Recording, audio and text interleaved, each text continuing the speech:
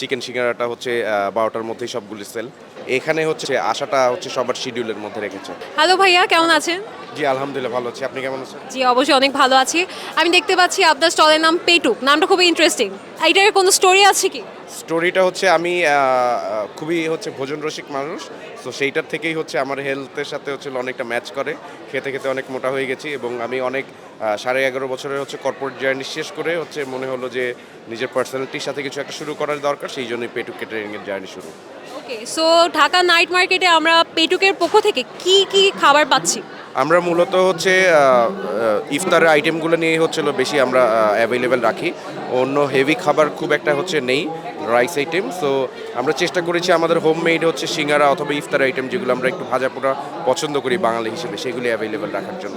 এই পুরো স্টলে সব থেকে ইন্টারেস্টিং বা আমি যদি শো স্টপার মানে ফুড কোনটা? আমাদের চিকেন সিঙ্গারা। চিকেন সিঙ্গারা। ওকে, সো কীরকম প্রাইস রেঞ্জে হচ্ছে কি খাবারগুলো সেল হচ্ছে? আমাদের হচ্ছে 20 টাকা থেকে শুরু করে 120 টাকার মধ্যে সব। মানে হাইয়েস্ট প্রাইস হচ্ছে 120, এর উপরে নেই? না, আচ্ছা, তা খুবই রিজনেবল। মানে আচ্ছা, মানে এতটা রিজনেবল রেখে, মানে কারণ ইভেন্টগুলোতে যখন আমরা যাই দেখা যায় যে মানে 5 টাকার জিনিস আমরা 15 টাকায় পাই, তো সেই ক্ষেত্রে আপনি এতটা রিজনেবল কিভাবে দিচ্ছেন? আচ্ছা আমার রিজনেবল রাখার হচ্ছে মেইন মোটোটা যে আমার হচ্ছে সেলস ভলিউমটা হচ্ছিল বেশি, যাতে হচ্ছিল প্রফিটটা কম থাকে, বাট সেটা যাতে আমি সেলস ভলিউমটা দিয়ে হচ্ছে কভার করতে পারি। সো আলহামদুলিল্লাহ গতকালকে যেরকম আমার শো স্টপার চিকেন সিঙ্গারাটা হচ্ছে 12টার মধ্যেই সবগুলি সেল। সো সেইটাই হচ্ছে আমার মেইন মোটোটা। আচ্ছা, সো এখন যদি জিজ্ঞেস করি যে ঢাকা নাইট মার্কেটের টোটাল ভাইব, আজকে তো সেকেন্ড ডে, সো এখন পর্যন্ত আপনার কাছে কেমন লাগছে?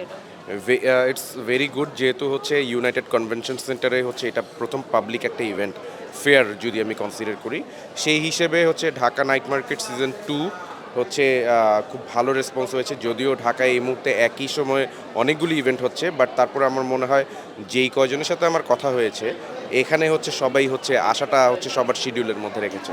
সো ইটস অ্যামেজিং এক্সপিরিয়েন্স, প্রথম ইভেন্ট এই ভেন্যুর। সো সেটার পার্ট হিসেবে আমরা ছিলাম Petu catering. So we are very glad. Thank you so much ভাইয়া, অ্যান্ড গুড লাক।